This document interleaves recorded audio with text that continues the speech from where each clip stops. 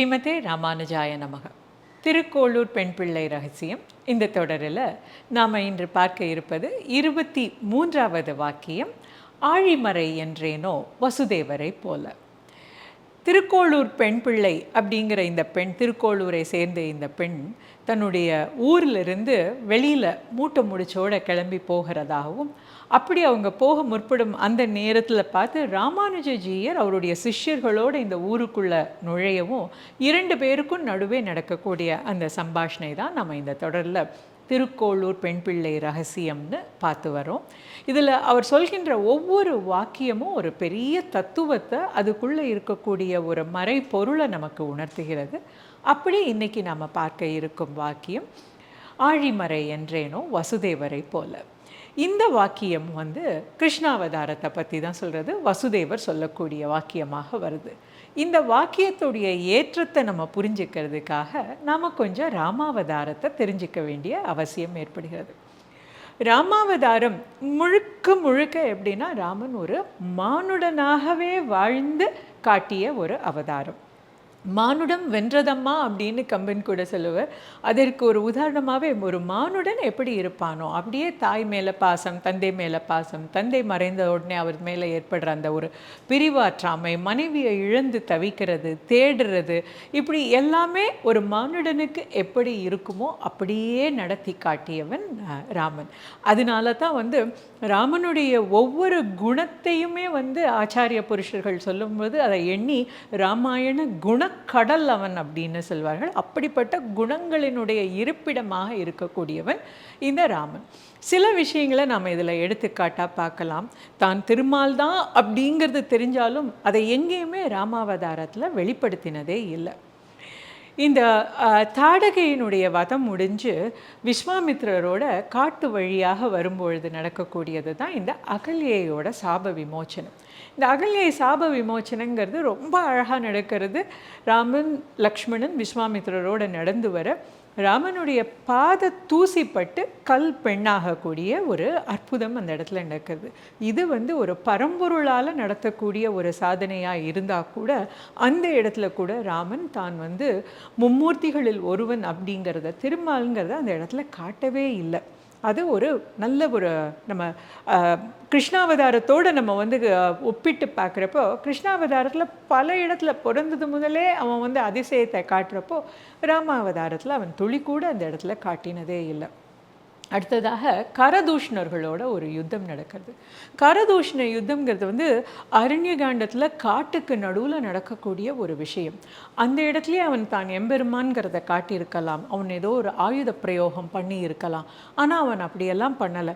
சீத்தையும் லக்ஷ்மணனையும் பர்ணசாலைக்குள்ளே இருக்க சொல்லிட்டு தான் ஒருவனாக ஒரு முகூர்த்த காலம் வந்த சேனை அத்தனையும் வீழ்த்தி, அரக்கர் கூட்டமாக அத்தனை பேரையும் வீழ்த்தி, கரதூஷ்ணர்களையும் வீழ்த்தி அவன் ஒரு முகூர்த்த காலம் போர் நடத்துகிறான். அந்த போர் முடிஞ்சு வரும்போது அவன் மேனி முழுக்க அப்படியே ரத்தமும் சதையுமாக அப்படி எதிரிகள் மேலப்பட்ட பானங்களில் பட்டு தெரிச்சதாகவே இருக்கான்.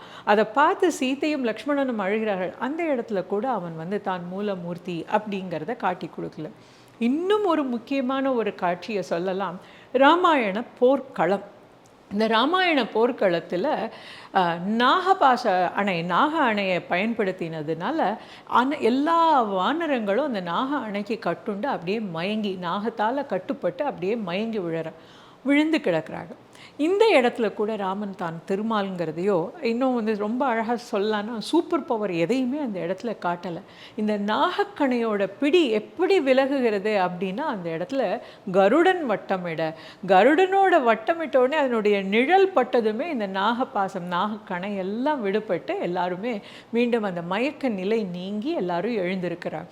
இந்த இடத்துல கூட திருமால் நான் அப்படிங்கிறத அவன் காட்டவே இல்லை. அப்படிப்பட்ட ஒரு அவதாரம் எடுத்தது இந்த ராமாவதாரம். அதற்கு நேர் எதிர்மறையான ஒரு அவதாரம் தான் இந்த கிருஷ்ணாவதாரம். இந்த கிருஷ்ணாவதாரத்தோட ஒரு பெரிய சிறப்பு என்ன அப்படின்னு சொல்லலாம் அப்படின்னா, 2 காரணங்கள் உண்டு. ஒன்று, ராமனுடைய ராமாயண கதையிலேயே ரொம்ப சிறப்பு. ஒரு முக்கியமாக எல்லார்ட்டையும் நம்ம பொதுவாகவே ஆன்மீகத்தில் பற்று உள்ளவர்கள்ட்டெல்லாம் கேட்டானா எல்லாருக்கும் பிடிச்சது சுந்தரகாண்டம்.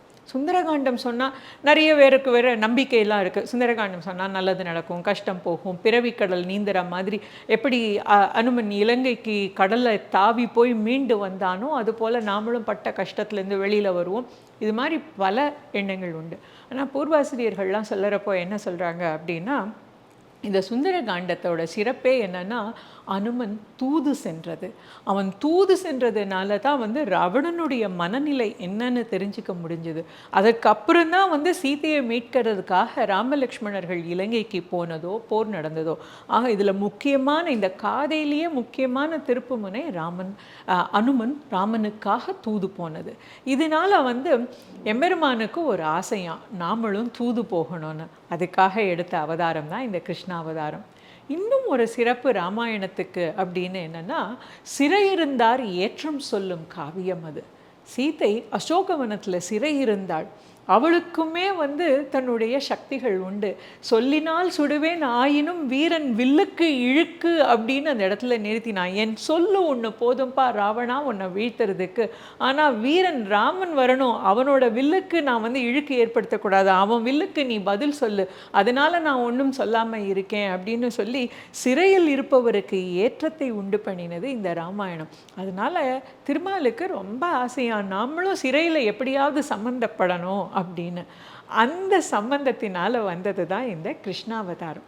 இந்த கிருஷ்ணாவதாரத்தில் கம்சனால் வசுதேவரும் தேவகியும் சிறைப்படுத்தப்படுகிறார்கள். சிறையிலேயே இந்த குழந்தை பிறக்கிறது. இந்த குழந்தை தான் தெய்வீக குழந்தைங்கிறத பல விஷயங்களில் பல இடத்துல காட்டுறது. அக்ரூரருக்கு விஸ்வரூப தரிசனம் காட்டுகிறார், பாண்டவனுக்கு குருக்ஷேத்திர போரில் காட்டுறார். தூது சென்ற காலத்தில் அவருக்கு என்ன ஆசை, அங்கே அனுமன் தூதுக்கு போய் அவனுக்கு எல்லா பெருமையும் வந்துடுத்து, நாமளும் போகணும் அப்படிங்கிறதுனால பாண்டவர்களுக்காக தூது நடந்து போனான். அந்த தூது நடந்து போனதே ரொம்ப சிறப்பான ஒரு காரியம். அப்படி அவன் தூது நடந்து போய் ஹஸ்தினாபுரத்தில் விஸ்வரூப தரிசனம் காட்டினான். ஒவ்வொரு இடத்துலையும் தன்னுடைய தான் யார் அப்படிங்கிறத ரொம்ப அழகாக தன்னுடைய விஸ்வரூப தரிசனத்தில் காட்டின அவதாரம் இந்த கிருஷ்ணாவதாரம்.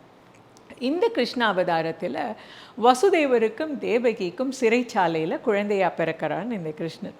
இந்த குழந்தையாக பிறந்த உடனேயே சிறைச்சாலையில் யாருக்குமே இல்லாத ஒரு இது மாதிரி சிறைச்சாலையில் இருளில் பார்த்து கொண்டாடக்கூட ஆள் இல்லாத ஒரு சூழ்நிலையில் இந்த குழந்தை பிறக்கிறான். இன்றுமே ஆச்சாரியர்கள்லாம் சொல்லும்போது என்ன சொல்கிறாள்னா, இன்றைக்கும் நாம் ஏன் கிருஷ்ணா அவதாரம், அதாவது அந்த ஜென்மாஷ்டமின்னு சொல்கிற நாள், கிருஷ்ண ஜெயந்தின்னு சொல்லக்கூடிய நாளை ஏன் இவ்வளவு கோலாகலமாக கொண்டாடுறோன்னா, ராமன் பிறந்தப்போ சக்கரவர்த்திக்கு திருமகனாக பிறந்தான். உடனேயே சக்கரவர்த்தி கொண்டாடினார். எப்படியெல்லாம் கொண்டாடினார் அப்படின்னா, எல்லாருக்கும் பட்டாடையெல்லாம் கொடுத்தார், பரிசு பொருள் கொடுத்தார், வைதிகர்களை அழைத்து என்னெல்லாம் சிறப்பு இதெல்லாம் பண்ணணுமோ அதெல்லாம் பண்ணினார். எல்லாத்தையும் விட ரொம்ப அழகாக சொல்லுவார்கள், அவர் 7 ஆண்டுகள் இறை தவிர்ந்திடுக, யாருமே 7 வருஷத்துக்கு வரி கட்ட வேண்டானார். கஜானாவை திறந்து விட்டார், யார் யாருக்கெல்லாம் வேணுமோ இஷ்டம் போல் எடுத்துக்கோங்க, நீ தான் எடுக்கணும், நீ இவ்வளவு தான் எடுக்கணுங்கிற நெறிமுறையே இல்லாமல் கணக்கு வழக்கே இல்லாமல் எடுத்துக்கோங்க அப்படின்னு சொன்னார். அடுத்தது சிறைச்சாலையை திறந்து யாரெல்லாம் அங்கே அடைப்பட்டிருக்கார்களோ அவங்கள எல்லாரையும் வெளியில் அனுப்பு, இனிமேல் நமக்கு கைதிங்கிறதே இல்லை, எதிரிங்கிறதே இல்லை, எந்த நாட்டுக்கூடையும் போர் இல்லைன்னார். கோவிலெல்லாம் புதுப்பிக்கணும்னு சொன்னார், யாகசாலையெல்லாம் புதுப்பிக்கணுங்கிறார், அங்கங்கே நல்ல காரியங்கள் தர்ம காரியங்கள் எல்லாம் பண்ண எல்லாருக்கும் வாரி வழங்கணும்னு கொண்டாடினார் தசரத மகா சக்கரவர்த்தி. ஆனால் இங்கே கிருஷ்ணாவதாரம் யாருக்குமே தெரியாமல் பிறந்தது. இந்த குழந்தை பிறந்திருக்குங்கிறது அந்த வசுதேவரையும் தேவகியும் தவிர யாருக்குமே தெரியாது. யாருமே அந்த குழந்தையினுடைய பிறப்பை கொண்டாடலை. அதனால தான் இன்றைக்கும் நாம் அந்த ஸ்ரீ ஜெயந்திக்கு அந்த கோகுலாஷ்டமியை கொண்டாடும் பொழுது நிறைய பலகாரங்கள் எல்லாம் செஞ்சு எப்படி அந்த கண்ணன் பிறந்த அந்த காலடியோடு வருவானோ அப்படி கொண்டாடுறோம். அது இன்றைக்கும் நாம் செய்யக்கூடிய ஒரு பண்பாட்டு வழக்கமான விஷயம். இப்போ நம்ம சிறைச்சாலைக்கு போகலாம். சிறைச்சாலையில் யாரும் இல்லாத இருளில் இந்த குழந்தை பிறக்கிறான். குழந்தை பிறந்ததுமே ரொம்ப ஒளிமயமான அந்த குழந்தை தாய்க்கும் தந்தைக்கும் தான் யார் அப்படிங்கிறத காட்டுறான்.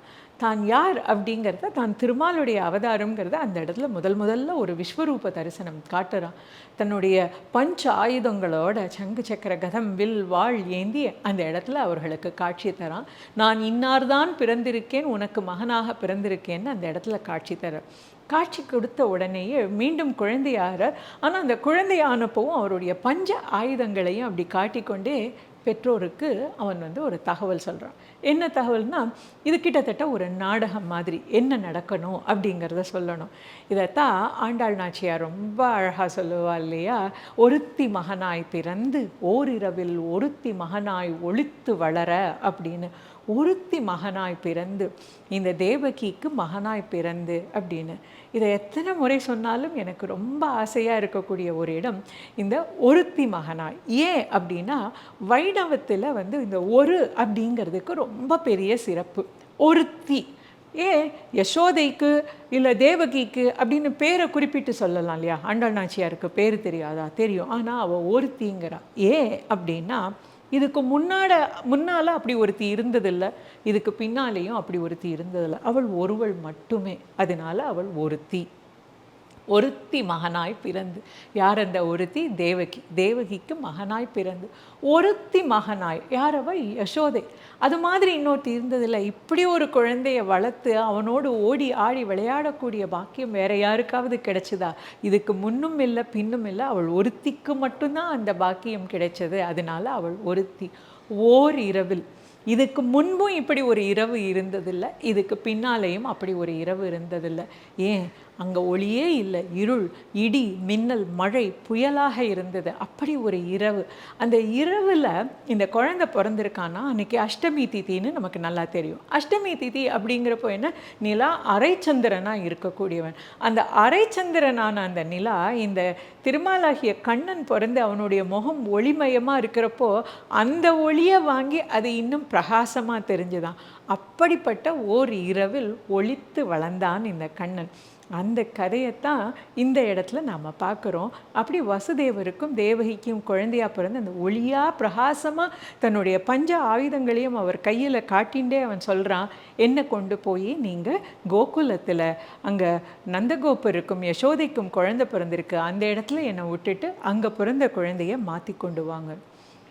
இதையெல்லாம் சொல்கிறது யார்? திருமால். அவனே தான் சொல்லியிருக்கான் வசுதேவர்கிட்ட, நான் தான் திருமால், சாக்ஷாத் திருமால் தான் உனக்கு நான் குழந்தையாக பிறந்திருக்கேன்னு அவனே சொல்லியிருக்கான். அப்படி இருந்தும் வசுதேவருக்கு ஒரு அப்பாவா ஒரு பயம், ஒரு பாதுகாப்பு உணர்ச்சினால் இப்படி சங்கு சக்கர ஆயுதங்கள் அந்த குழந்தை காட்டின உடனே சொல்கிறாராம், ஐயோ கம்சன் பந்தர போகிறான், கம்சன் உன்னுடைய சங்கு சக்கர ஆயுதங்களை பார்த்துட போகிறான். ஏன்னா இப்போது அவங்களுக்கு நல்லா தெரியும் கம்சன் இந்த குழந்தை பிறந்த உடனே வந்துடுவானே. இதுக்கு முன்னால் 7 குழந்தைகளுக்கும் என்ன நிலை நடந்ததோ அதே தான் இந்த குழந்தைக்கும் வரப்போகிறதுன்னு தெரியும். அந்த பயத்தில் அவர் வந்து ரொம்ப பதட்டம் அடைகிறார்.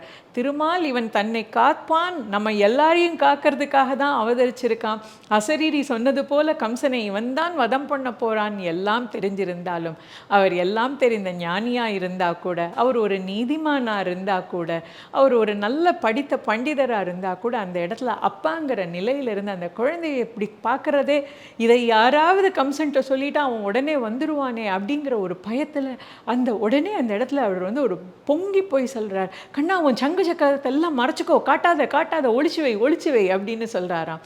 அதைத்தான் திருக்கோளூர் பெண் பிள்ளை இந்த இடத்துல சொல்கிறார், ஆழிமறை என்றேனோ வசுதேவரை போலன்னு. அவர் அப்படி ஆழிமறைன்னு சொன்னதுனால தான் கண்ணன் மறைச்சின்றதாகவும், அப்படி அவன் மறைச்சின்றதுனால தான் கம்சனுக்கு தகவல் போகலைங்கிறதாகவும், அப்படி அவன் போகாததுனால தான் இவரால் கொண்டு போய் கோகுலத்தில் குழந்தைய விட முடிஞ்சதாகவும் இந்த இடத்துல அப்படி ஒரு கற்பனையில் செல்கிறார். ஆழிமறை என்றேனோ வசுதேவரை போல என்று.